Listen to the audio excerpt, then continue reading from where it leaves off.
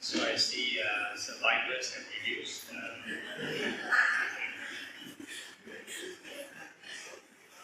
So today's talk is on the preferred technique. Preferred technique. So since lesser people, there is special technique. Okay, so in our daily life, we have different cognitive functions. So in this four foundation of mindfulness, the third foundation called this Citta Nusati, mindfulness of states of mind. There is different states of mind being mentioned, different cognitive function mentioned. Aside from the emotion, mind with grief without grief, mind of hatred without hatred, and so on. There's also different cognitive processes. If your mind is restricted, that means an area of attention is one small area, you must know. If your mind is not restricted, you must also know. If your mind is expanded, for example, we do loving kindness meditation, expanded mind, which all direction, you must know. If your mind is not expanded, you must also know. If your mind is scattered all over the place, you must know. If your mind is not scattered, you must know. If your mind is concentrated, not concentrated, so on and so forth. So, because in daily life, we cannot be having one mental processes 24/7. You cannot say, I want to have restricted mind, only focus one small area, 24/7, like that. And you cross the road, never look out for traffic, and you get into trouble. So you need to use different cognitive processes at different times. But in the sutta it is mentioned, whatever processes you're using, as long as we are mindful of its arising and passing, and this is right mindfulness. So, one more aspect of the mind I didn't teach is the open awareness. Open awareness. A lot of time, our meditation so far, what we teach is deliberate, Like, for example, deliberately feel your breath, or deliberately think of the parts of the body, or deliberately do this, deliberately do that. So there is no meditation that talk about doing nothing. I think doing nothing people's favorite. Or do nothing. Yes, I want to do. So that's the most natural, supposedly process of the mind. The most natural function of the mind. So once you sit there and do nothing, basically the mind will run all over the place. So what we are going to do is an experiment. You take up your finger, point to like baby Buddha like that, then what you're going to do is, you're going to point where is your attention. Where are you placing your attention now? Yeah? So if you're paying attention upstairs, then you point upstairs. If you're paying attention to me, then you point me. Every moment, so where is your attention now? Now. So every moment you ask, where is it now? Where is it now? Where is it now? And you point. But some people are very attentive, when they very pay attention to me for a very long time. So this attention, who can find you jumping around? Only 2%, the rest all very focused. Never jump around. Okay, so you need to observe, right? If your attention is to your body, you just point to your body. Your attention is to the sound, you point to the sound, to your ear. So now we going to point which sense organs you are using. That one better. Okay. Now you can do the same thing. Point at which sense organ you are using. If you are using your eyes, then you use your eyes. If you are hearing, then you point to your ear. If you are thinking, then you point to your brain.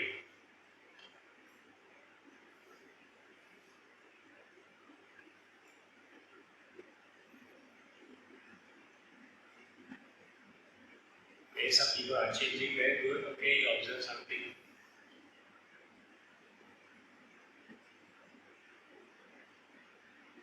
Some people don't change.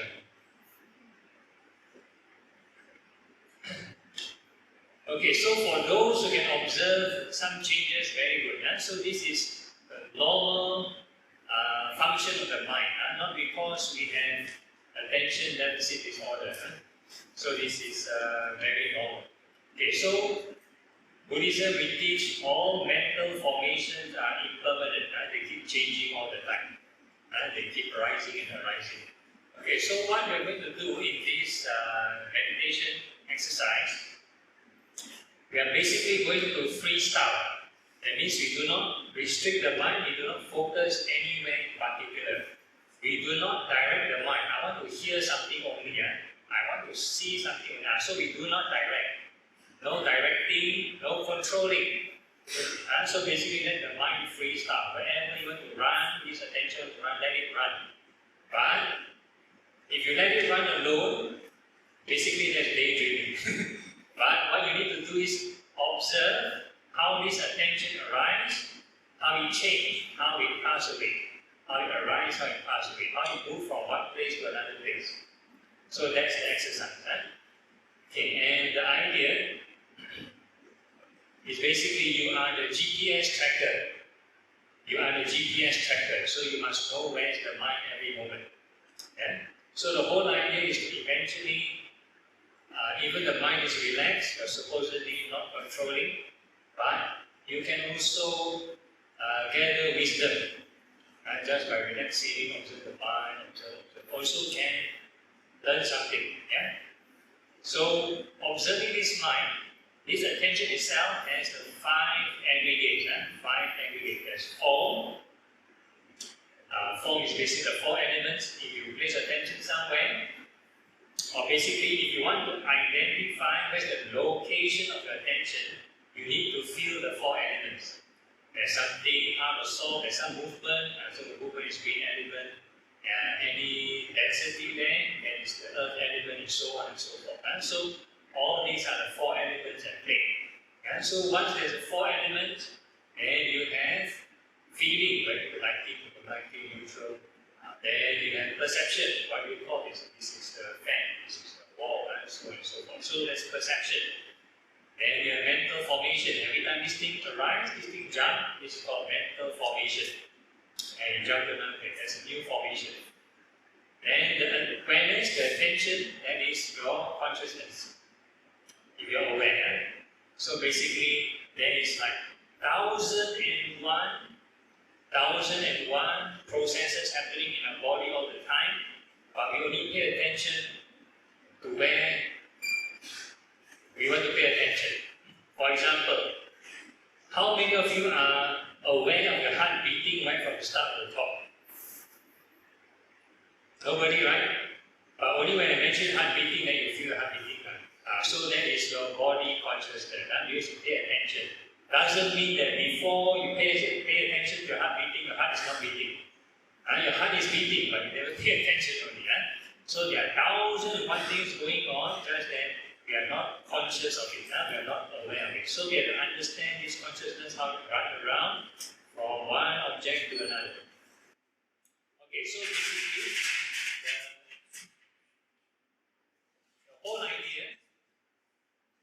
the whole idea is to observe all these arising and passing so that we can get detached. So the phenomena is the same as all the previous meditation exercises. The more we think of impermanence, or the more we reflect impermanence, the craving should reduce. If you do it correctly, craving should reduce, and the result is the mind settling down. If the more you chase, then you're more stressed. That means wrong way. The more you chase, that means there's some craving, you expect something, there's stress. How come the more you worry, the more tension, that means something is wrong. So you need to observe until you can let go. So that's the idea. Okay, so if along the way you have any issues, then we can have a Q&A later. So I know there's some newcomers that just joined, so I'll do a guided one again. It's basically repeating what I said earlier. Okay, so we can find the comfortable posture. So for this one, any posture also can. This one you can do standing. When walking meditation, you can feel your attention moving from your feet, your hand, whatever. So this one you can do in any posture. But for formal sitting, we sit. Okay, so we find a comfortable posture. And we sit down and you can choose to close or half close your eyes, no problem. If you half close, then you gently gaze downward, don't stare, don't stare. Gently gaze, like daydreaming like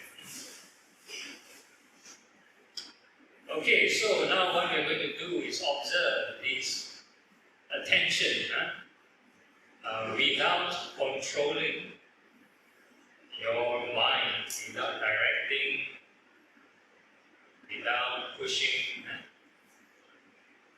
So this is called the freestyle mode.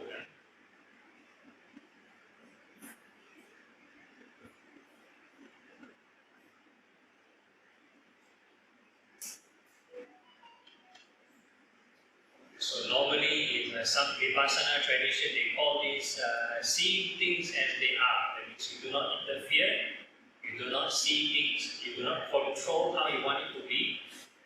You just be a passive observer. Passive means really passive, no interfering. So you let the mind run as naturally as possible, and then you just play catching this. Observe how this mind, how this attention runs from one place to another, how it arises, how it passes away.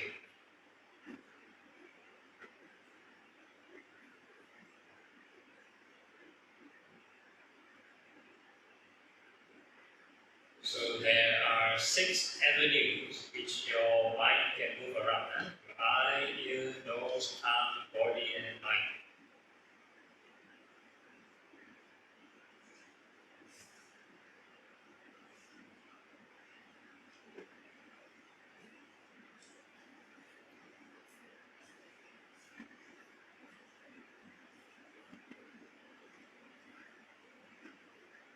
So usually this attention will go to the place or the stimuli with the strongest sensation. It can be a body sensation, it can be a sound, it can be a thought. So if we do not apply right reflection, if we do not reflect on impermanence, it will drift to the story of that sensation. The mind will create dramas and stories, and some people whole day watching dramas in the mind, the K-drama in the mind. So it's no longer meditation.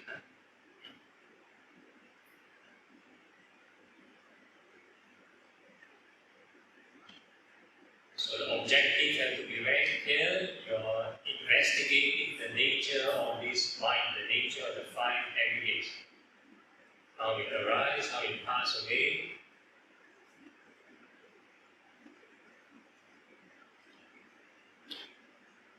Are these mental cognitive processes, are they truly self? Are they truly you?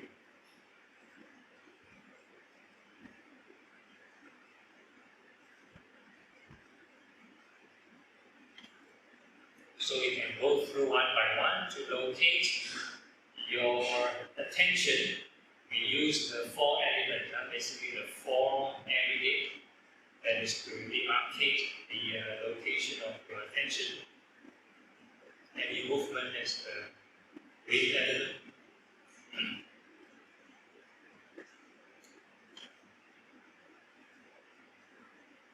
So we can ask ourselves, first question, without interfering, is the form aggregate, is it permanent or impermanent? Is it always at one place, or is it changing, is it moving around?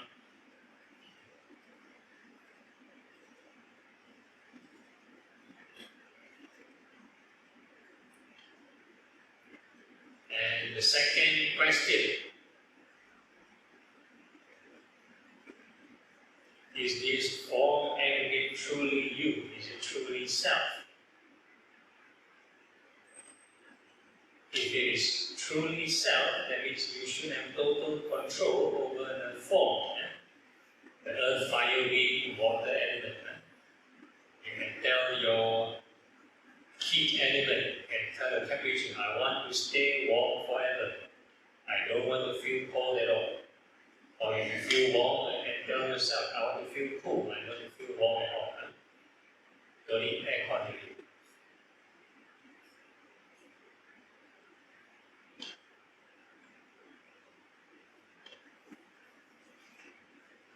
And if you try to control this form, these four elements, will there be any tension or suffering? So that is the first set of questions.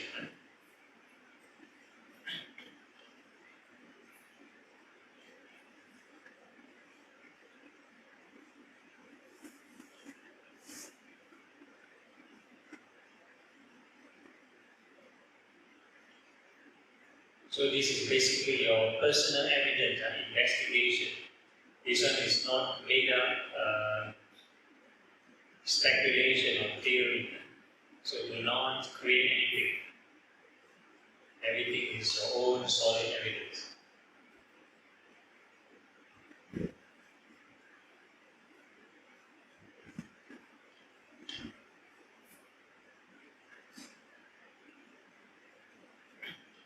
So for this particular freestyle mode, I like to give an example of analogy.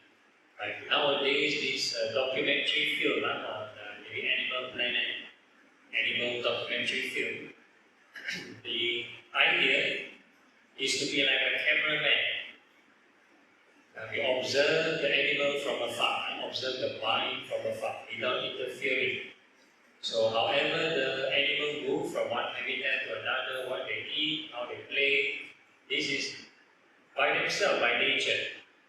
So same thing, we observe the mind as a passive observer, we don't go and interfere with the mind.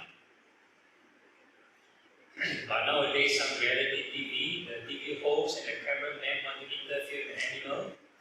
They want to wrestle with the animal, go and catch and wrestle with the animal. And most of the time, a lot of times, they get injured, get beaten or stung by the animal. So if you interfere with the mind, there will be suffering. You have some tension. Trying to wrestle the mind, you will create suffering.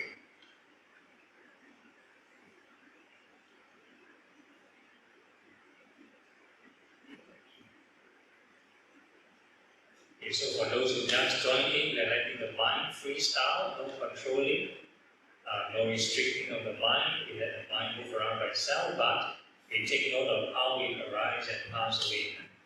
So we cover the form aggregate, the next aggregate is the feeling.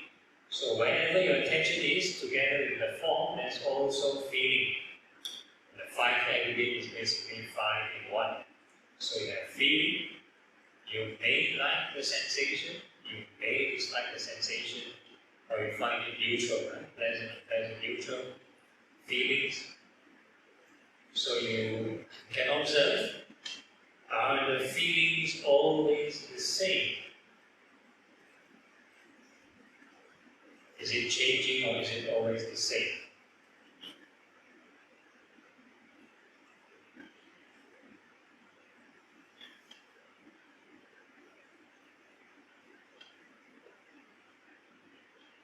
And the next question, you can ask yourself, are these feelings truly self? Is it truly yours?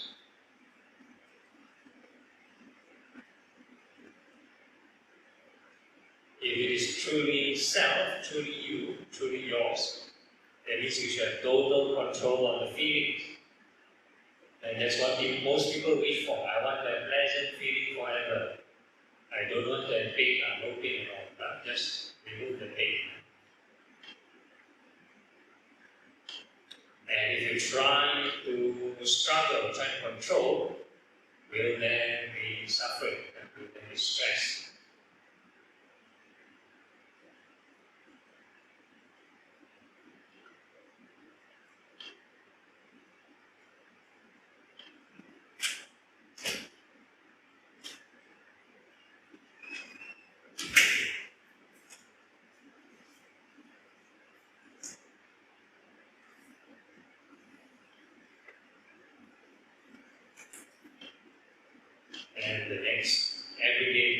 is mental formation.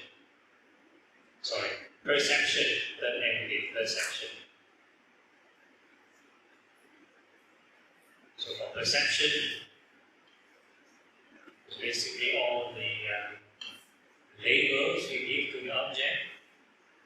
Wherever this mind may go to, you give a label to all this one object, one thing. So that's using perception. So is perception permanent or impermanent by itself? Or the past memories, pick up on past memories and you try to organize, try to make sense of the thing you're paying attention to.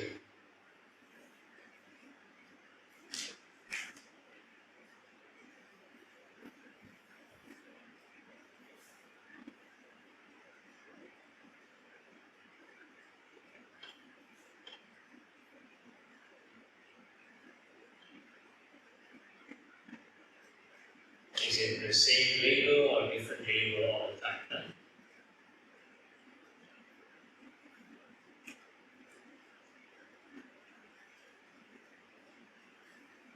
Okay, and the next question, are these perceptions truly self?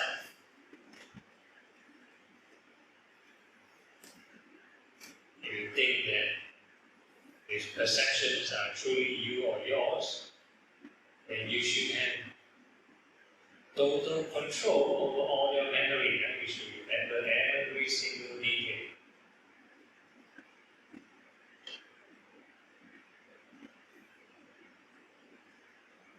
You will not forget anything at all. Memory is totally under your control.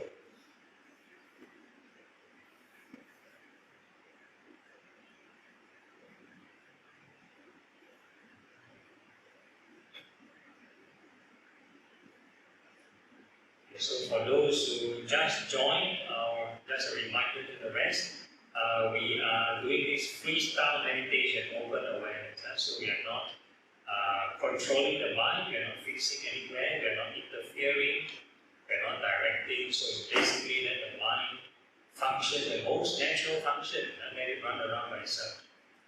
But to gain wisdom from this state of mind, we observe how this attention arises and passes away to the six senses. How you jump here, how you jump there. So we're going through every entity one by one. When you jump from one place to another, all five entities are in use. Okay, so the next entity is this mental formation.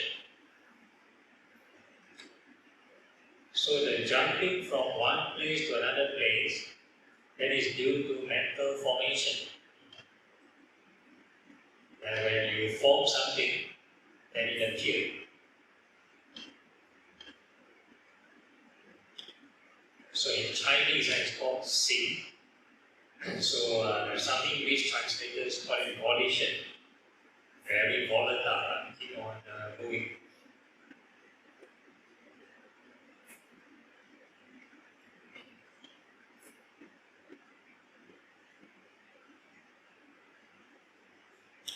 So we need to ask ourselves a few set of questions. First question is, are these volition permanent or impermanent? Are they moving the same place or changing different place?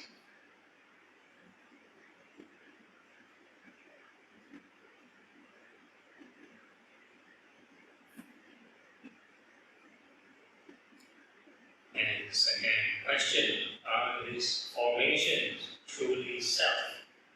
Are they truly yours? Are they truly you? And the third question, if you think these mental formations are truly you or yours, then you should have total control over these mental formations. You can tell it just form in one place, why you run around for one.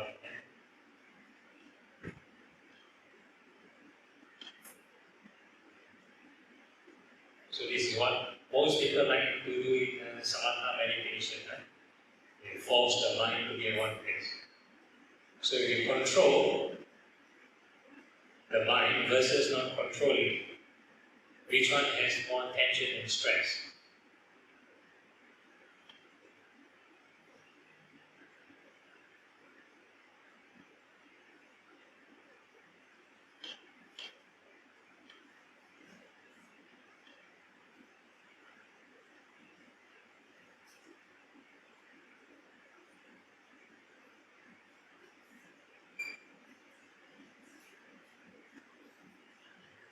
So the more of this open awareness insight you do, or the more insight experience you have, sometimes without narrowing the mind in one small area, a person with this open awareness can reduce craving and the mind settle to one pointedness also.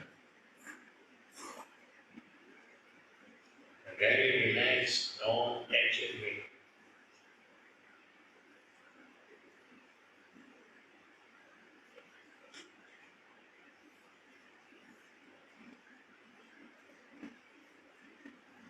So the phenomenon of reducing craving is still more or less the same. You generate right thought, it's craving the mind, craving related formations will settle down.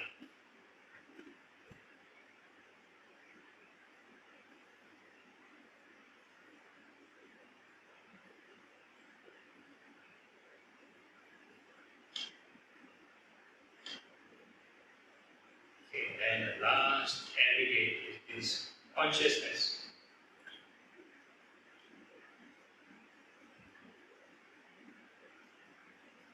So consciousness is basically your attention, your awareness. Right? So we have these six sense consciousness: eye, ear, nose, tongue, body, and mind. So you can be aware with your hearing, there's your ear consciousness; aware with your sense of touch, there's the body consciousness, so on and so forth. Right?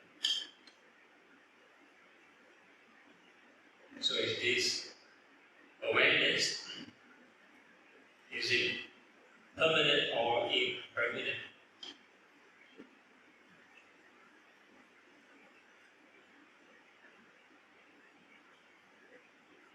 So earlier on we talked mental formation, and that's the jumping around of the mind. So now I'm going to introduce you the spectrum of consciousness. So consciousness has different spectrum, different depth, different quality. From an unwholesome kind of consciousness, if you have an angry mind, a greedy mind, then that's one kind of consciousness. If you have a positive mind, you think of good thoughts, so that's a wholesome kind of consciousness. And if a person has enter concentration, that's also another kind of consciousness. And if a person has wisdom and insight, that's also a different kind of consciousness, or different states of mind. Right? So the quality of this awareness vary depending on your mood, depending on your state of mind.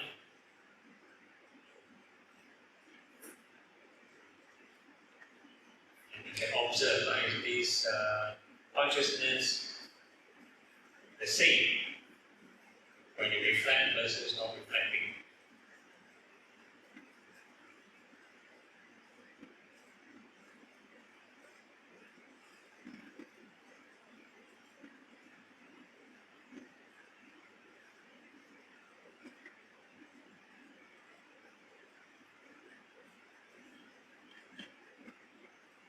And is this consciousness truly self? Is it truly you or yours? So some teachers, can be Buddhist or non-Buddhist, they tell you about the true self, about this pure consciousness, pure mind. So like the label mentioned, that is for pure mind. So now our mind is still in the process of purification, not yet pure.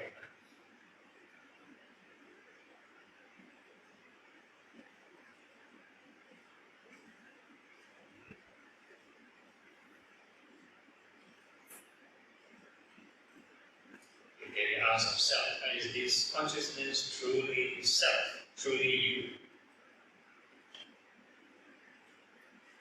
And if it is truly you or yours, you should have total control over this awareness. You can tell it to stay the same, right? You get angry, stay detached forever, stay pure forever. Can you control? And if you try to control, will there be tension or stress or suffering?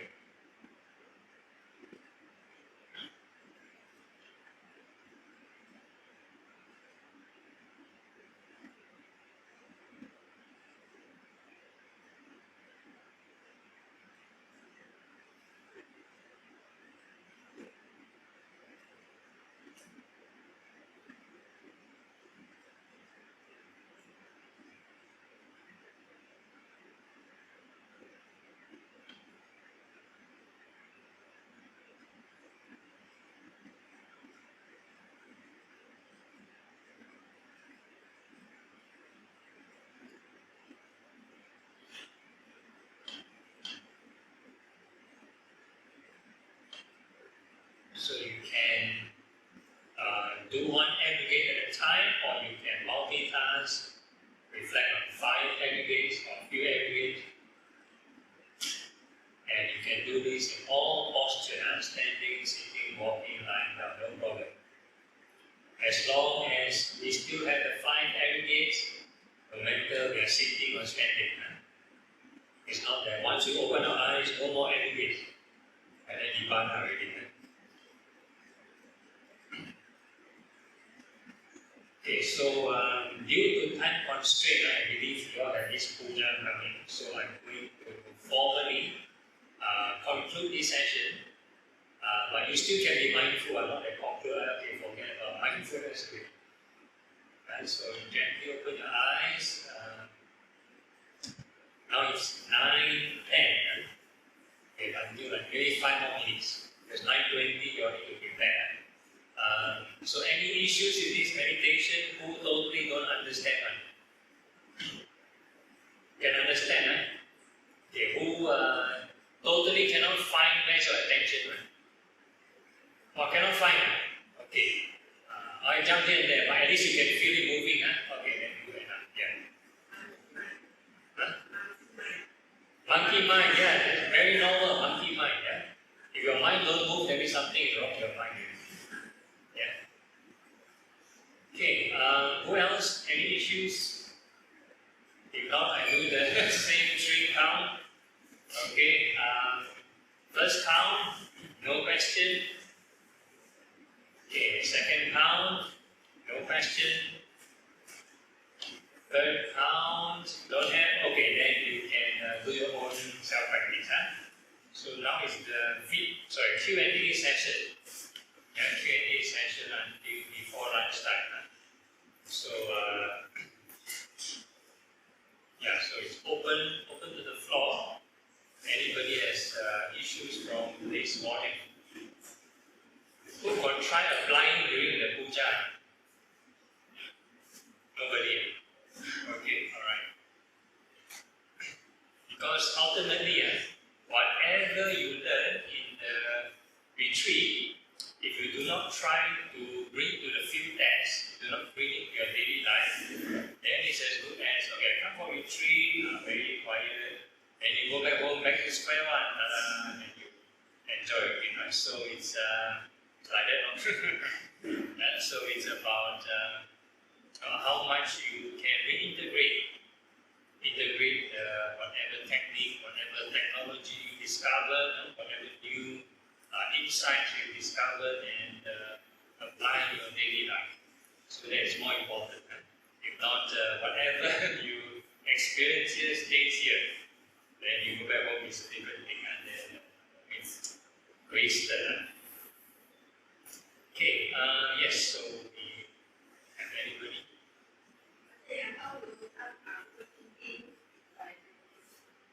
How to overcome overthinking?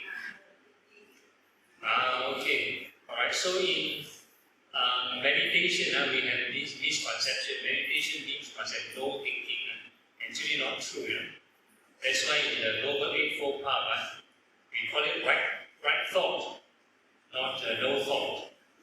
If you have no thought, then everybody very easy just sleep, no thought. And sleeping can reach nirvana. No. So we need to have right but skillful thinking.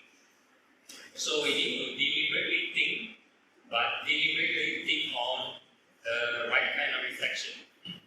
So either, like in a retreat, we emphasize two things, either on loving kindness or impermanence. If you have other positive reflections, by all means, so you can use that. So we have other kinds of thinking, we call it habitual thinking.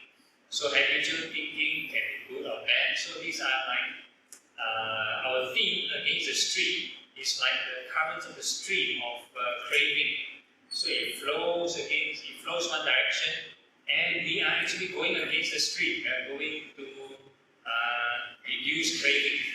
So we're actually going against the stream. So if we do not deliberately think, then the habitual thoughts will be more than our deliberately good thoughts. And it will push us away. So I don't really know.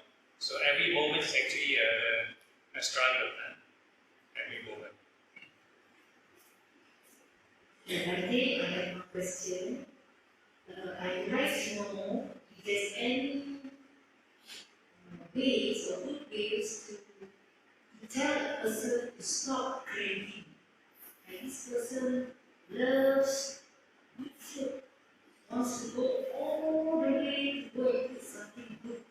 Okay. And a lot of cravings, but on my part, I will just say, okay, this is going to go, whatever is on the table, it's so is there any other ways to tell like this person might not like it, say something like, is there any reason? Yeah, so you have to see the situation. So it depends on the person. Does that person have any health condition regarding to eating?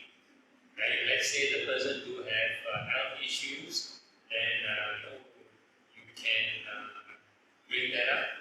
But if there's no health issues, then I think it's a normal hobby. I think layperson have lots of hobbies. So I think a lot of things is relative. So as long as you can spend your purchasing power and spend within your means, I think it's okay. As long as it's not harmful. Yeah. That's my answer.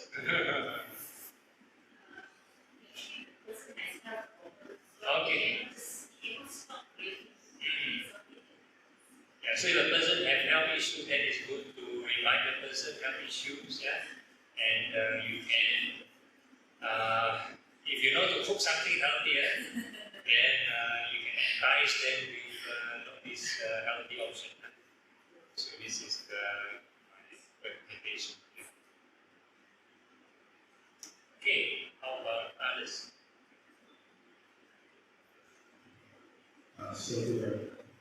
When it's not when we keep open awareness, and then we start to question others, is it right, is it me, or is it related to the fourth method that you mentioned for Sutta, when they drop on the field, realize certain things. Oh, no, that's not about it. That's more for giving you some tips for investigation. So this one is for you to investigate. So basically, they're based on your own real evidence. Then we use a bit of assisting questions for you to investigate. That's all. Yeah. It's different from the Quran. Very different. Okay, that one you need to find a Zen master. Okay, so that one, what I understand, based on what I understand, if a person has certain questions, certain doubt, right? For example, I heard from one of my favorite Zen speaker is this Eenh from Korea. He's an American, Eenh master. So he, according to what I understand from his talk, he mentioned that if a person, a Zen master, were to ask a question to a student, like they ask, "Who are you?" And if you do not know how to answer, at that moment, when the mind stops thinking, you stop mental formation. So there's a temporary cease in the chain of reaction of the mind. So you cease clinging, you cease after for a short moment. So the whole idea is to keep asking until you keep extending this piece. So that's the idea. Yeah, so you need to find the suitable question for you. If let's say the question being asked, then you start to have no answer, you really are wrong. Not meant for you. The Zen method is you ask you to start. Then you must stun yourself for a very long time. So that's the whole idea, right? So that's the Zen practice. Yeah. Just like I saw this incident, we asked, is it me? It's like probing also like. Yeah. So if it kind of stuns you, is it really you or not? How come I cannot control? Then you keep asking, then you keep investigating. Yeah. So that's the whole idea. So partially, number 4, partially. Very good question. Okay, then we have one at the front, so we go by queue first. Yeah, so the front brother is to ask us. This is a general question. Yeah. Regarding the sex, avoid intoxicants. Your Chinese used to drink maybe some red wine. Okay. Red wine, maybe wedding dinner or whatever. Red wine. Okay. Maybe sometimes we put some chicken, baijiu. Okay. We drink, we eat, but we are not drunk or intoxicated. Now that is a wine. Okay. Is it considered breaking the process? Okay, so for cooking, if I'm not wrong, if a person add the alcohol and the wine to the heating fire, based on chemistry, all the alcohol should evaporate, based on science. Alcohol should evaporate, so you just have the taste of it. So if you just for the taste, maybe this might work. But if you talk about going for wedding, dinner, and whether you need to drink or not, if possible, try not to drink. If possible, try not to drink. Sometimes social function, sometimes your colleague or your boss or your client, hey, drink that. But it's like, there are a few kinds of ways to answer. So some are common. You need to prepare your own FAQ, frequently asked questions and answer. So sometimes people will say, this is because of health reason that I don't drink, which is very true. You take in alcohol, it will harm your liver. So don't take alcohol. So if you can avoid, I say for health reasons. So I believe people will be considerate enough to give you other drinks. It's okay one. So you can, this whole socially acceptable excuse. I say health reason. Another one is because you can say your religion, so nothing wrong. This is my religion. So this one depends on context. You can use that also, but I think I prefer using health reason. So you can use health as an excuse, which is a factual excuse actually. So like for example, maybe for our Muslims here, you cannot force them, eat pork Chinese New Year, eat bakwa. Cannot. So same thing, if let's say you follow a certain set of belief, and if you're really strict with the belief, you don't want to take alcohol, I believe most people will respect your decision. So if not, you can use the health reason. Okay. Yes. Yeah. Just following up on Brother Danny's question, the approach of questioning yourself, who is this thinking? Is this my thought that I control? Is it also to lead us to prop into non-self? Yeah, that's one of the leading questions. The three questions are designed to eventually reflect on this non-self. So we are not going to straight away give the answer non-self and then you apply non-self. So you do not know the real meaning of non-self, you see. So you need to investigate first and then you experience what is non-self. It's just like in maybe your primary school or whatever, your school textbook, the mathematics school textbook. If I'm not wrong, at the back is all the answers, right? All the answers. So for students who want to play cheat, they just take the answer and they write, and they do not know what's the working, what's the process, what's the steps involved to get to the answer.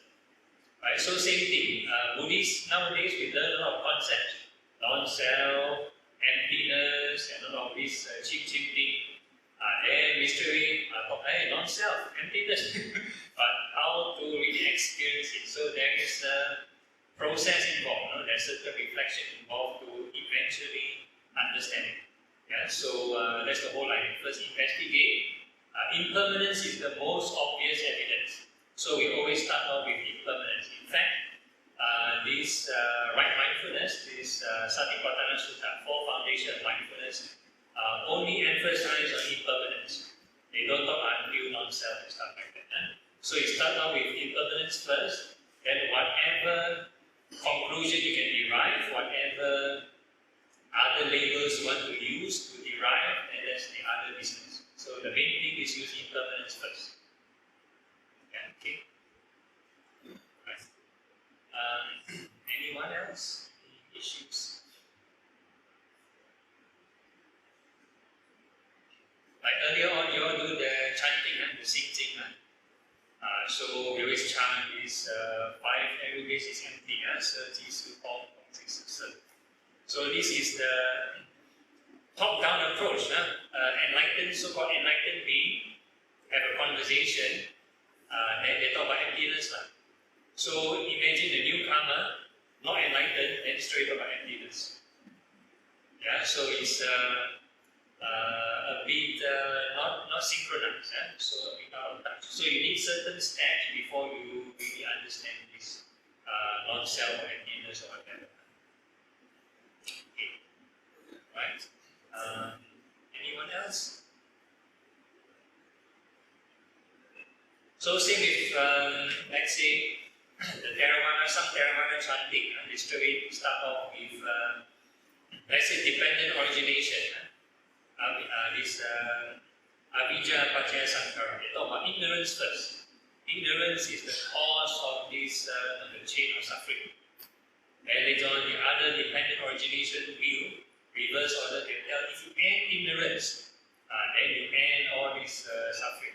So a lot of newcomers will say, okay, let's tackle ignorance. Let's end ignorance. So only an Arahant can overcome ignorance. So if you straight away try to tackle ignorance, you do not know where to start. And you do not know where to start. Because that is meant for the Arahant to tackle. Yeah? So that is for the top-down approach. So you want to talk about bottom-up approach, how you overcome. You start with overcome greed and anger. Greed and anger. Overcome greed and anger. When the mind gets clearer and clearer, and eventually you overcome this ignorance. So there's a systematic step. And you don't tackle straight away, something sort of not so practical. Like imagine planting a seed. You imagine first day planting the seed, and you straight away talk about, okay, plucking the fruits.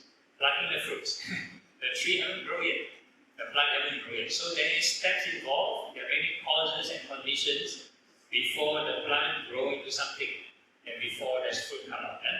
So the same thing, our spiritual practice, before we reach certain other kind of reflection, there is certain causes and conditions first, certain step by step. Yeah?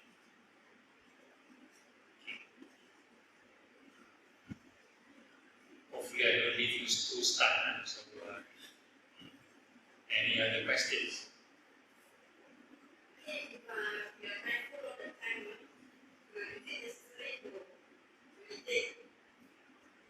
Yeah, if you are mindful all the time, if you are doing the right mindfulness correctly, that is already meditation. That is meditation. In fact, right effort, right mindfulness, right concentration, and this right thought, all these constitute under mental cultivation. Yeah, mental cultivation. In fact, we sit down and do our formal sitting also need mindfulness. Right mindfulness. If you do not have right mindfulness, then anybody can sit also. Yeah. So we are not training sitting for the sake of sitting. We need to cultivate right mindfulness all our activities. Yeah.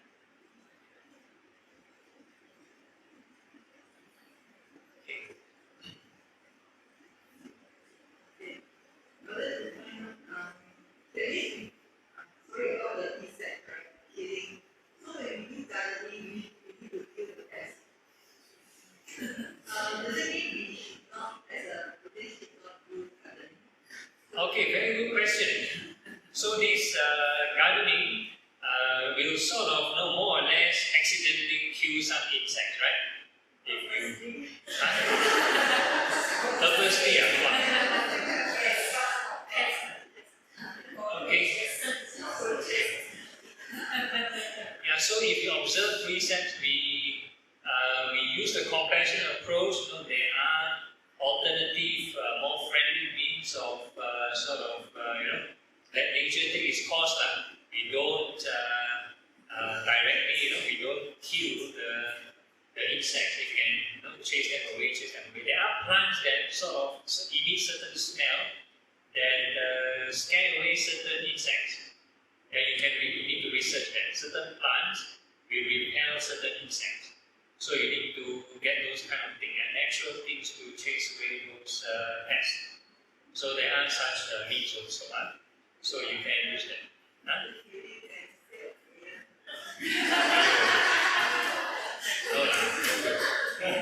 No good. Try not to. Try not to. Because first of all,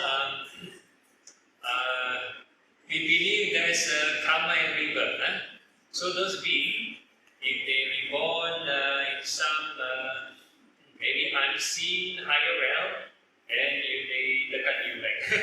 So better not. So we don't create harm for others. We create pain also, pain and harm. So we may look down on their sort of species, but we may not know their state of mind. They're actually living, like very innocent. They are, in fact, maybe purer to some extent to most humans in terms of simplicity of thinking. In terms of simplicity of thinking, they might be more innocent and pure than most humans. Yeah, so that's their state of mind. Very simple function. Yeah, so try not to harm. Try not to harm. Not very good.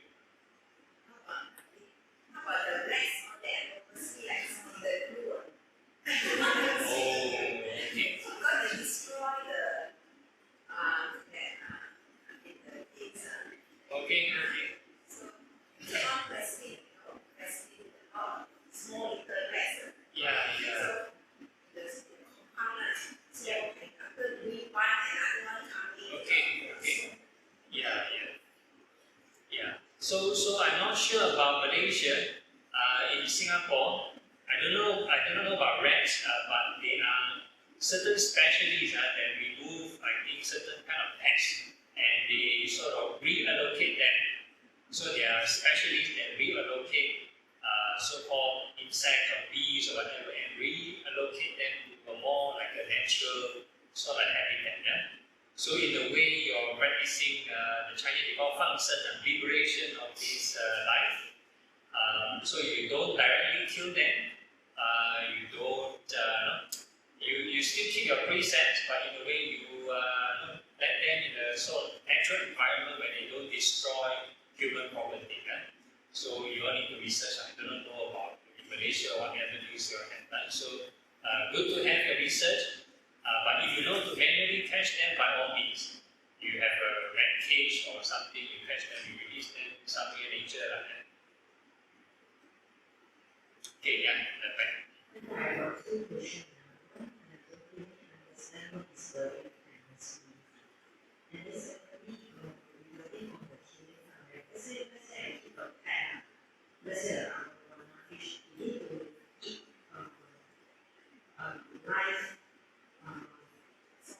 live food, then normally we find the water or the smaller fish.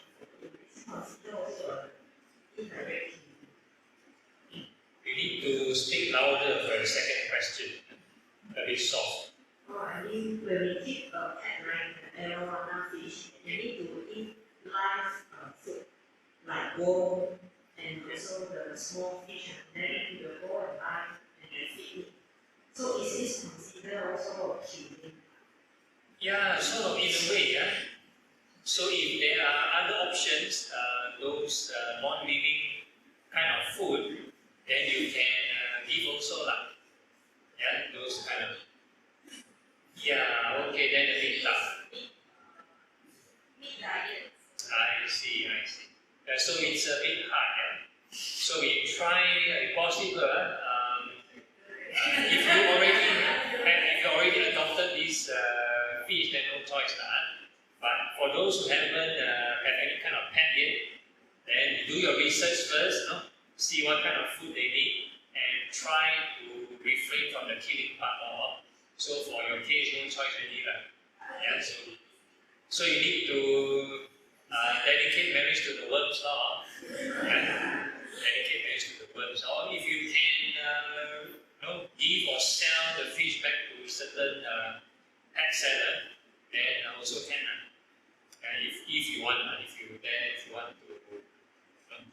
relinquish the fish. Okay, so for loving kindness, it means universal kind of goodwill, universal friendliness. Yeah, so a lot of other practices usually comes from post-canonical practices. They will tell you, first you must wish yourself well and happy. Then you wish your loved ones well and happy. Then you wish neutral parties well and happy. And then eventually you wish your enemies well and happy. So before I move on to talking about this issue, I give a story of this Kuan Yin, Thousand Arm Kuan Yin. You heard of have you seen the image of Thousand Arm Kuan Yin before? Yeah, do you know the origin story? How come Kuan Yin got 1,000 arms? Never. Okay, so I tell this story. There's a moral behind the story, not because I'm promoting this, but then the story is very good. So I'm going to share. So Kuan Yin is supposedly in this pure land, and the specialty of Kuan Yin is actually to practice compassion. So one day he decided to make a vow because he saw beings in hell. He managed to practice and dedicate marriage. Maybe he saved some beings from hell. Some of the hell beings get reborn somewhere. So he decided to make a vow. Okay, he wants to liberate all beings in hell before reaching Buddhahood. It looks like taking a job of another bodhisattva, but never mind. So he's going to carry on his vow and to add some, we call it like a stipulation for him to like fulfill the promise. He had a stipulation. If he ever regret this decision, may he split into 1,000 pieces. Yeah, so that was the vow. Yeah, so every day he dedicate marriage, when he save something, then he do a head count. Because he got the divine eye, so he count. And how come the hell beings get more and more? Then he save some. Then it's still increasing. Then he jalan. Because his vow is to help all beings in hell before he can become a Buddha. So he started to regret really. Like that I forever cannot become Buddha already. Now the hell keep increasing. So because he regret, then he split into 1,000 pieces. Then his teacher, this Amitabha Buddha, came down and then fixed him up. So the new form is the 1,000-arm Kuan Yin. 1,000-arm Kuan Yin. So they believe each hand, one eye. So he's saying when you help somebody, you need wisdom also. Okay, so the moral of the story is if you have sort of love or you have compassion for somebody, and if there is attachment, there is expectation, there is some selfish attachment, chances is that your heart will be torn into 1,000 pieces. And so that's the moral of the story. So if you have a certain loving kindness to somebody, someone for example, and then somebody do something that make you upset, then that is not the real loving kindness. And that's not the real loving kindness. Or compassion, the same thing. You help somebody, expect him to thank you. Or you expect the person to improve, But then you help, maybe you get worse and worse, abuse your help. Abuse your resources, get worse and worse, never improve. Then it's like, then you feel upset. So that is helping with expectation. Helping with expectation. So the middle way, I'm going to give you some illustration. Hopefully you can visualize better. Imagine the middle way is the true loving kindness and true compassion. Middle way. So there are two extremes in all practice. One extreme is towards greed, one extreme towards anger. So the opposite of loving kindness, very obvious, anger. So loving kindness, anger, very obvious. Okay, then we have the other extreme, loving kindness contaminated with greed. So we call this personal affection. You see some animal, very cute. That one is affection. May not be loving kindness. Or most of the time, our loved ones, our relatives, our family, usually is more on personal affection. Personal affection. So, in our routine, that's why we wish all beings well and happy. We treat all beings. We try not to categorize, because once we think of certain particular group, if you bring a certain emotion, although you might find it a nice emotion, but that emotion is not the same as loving kindness. So you try and experiment. You can do it now. Now you wish your loved ones well and happy. What kind of emotion do you have? Have you experienced something? Who got no emotion? No robot here. Okay, so you feel something, right? Okay, so now we are going to wish all beings well and happy. Something like wish for world peace, wish everyone well, that's something. Noble wish. Got emotion? No emotion. Experience something. Is it a different emotion from the first one? Different, right? Yeah, so that's what we are practicing. We are practicing loving kindness. So a lot of people end up practicing personal affection. Then basically they're all unready. They are not practicing the middle path. They're not going on the right track. So you're practicing personal affection. So it's no different from normal joystick bye-bye people. They wish themselves, wish their family, good luck, prosperity. So we are no different from doing that. So imagine we spend 1 or 2 hours, we only wish ourselves, wish our family, wish our friend. Then it's not doing loving kindness. We are practicing personal affection meditation. So it's very different. So if you do personal affection, very hard to get into wholesome states of mind. Very hard to get the concentration on inside. Yeah, so we try to practice the middle way to wish all beings. Okay. Alright, anyone else? Yes, one more question because time is running out.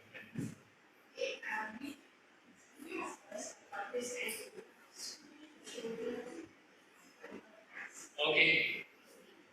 So when we end this one section, we always use the loving kindness, I do well, Yes. the family do well. Yeah. Yes. So this is to say,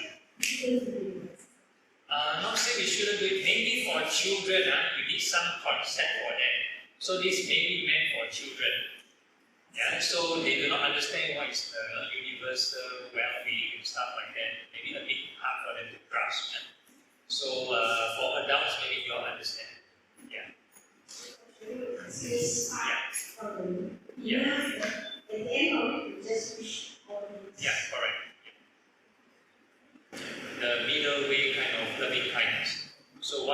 able to differentiate between emotion.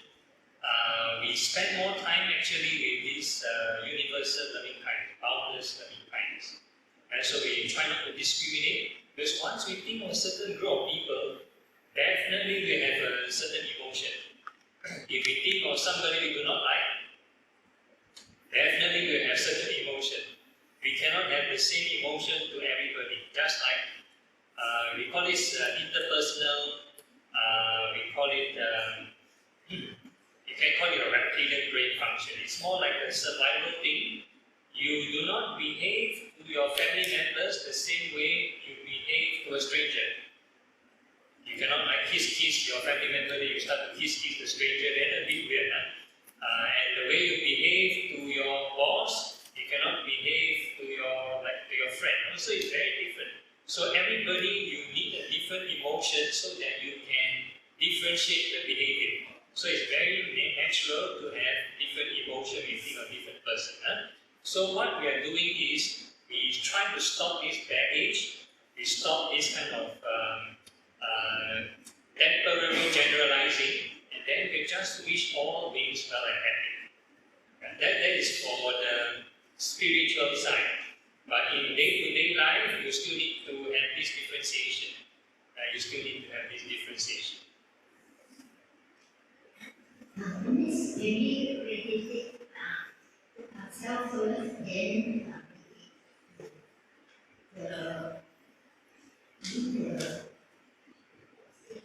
To different groups of people. Okay, if your intention is to investigate the difference in the emotion, maybe yes. Then eventually you wish all beings, you have a certain emotion, and then you keep on generating and wish all beings well and happy.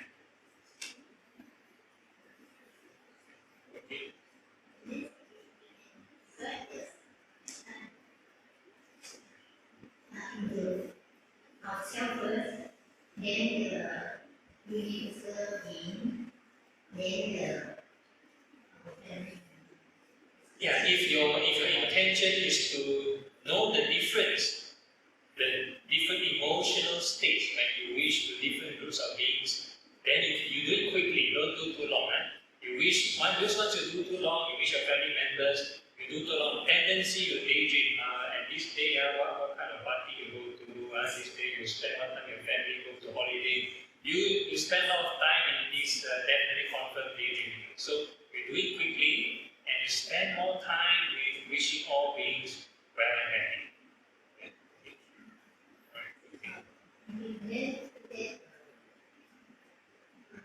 There's a time you on the background of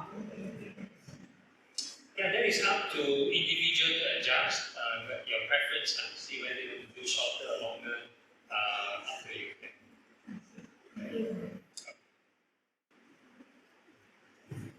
Okay, so I think we can end here, yeah, before time runs out. Okay, so that's it for today's session. So the next one is what time? Yeah, 2 o'clock again. Sharing by participant. Also, I need to be here at 2. Okay, alright. Okay, so I'll be back at 2 o'clock. Okay, so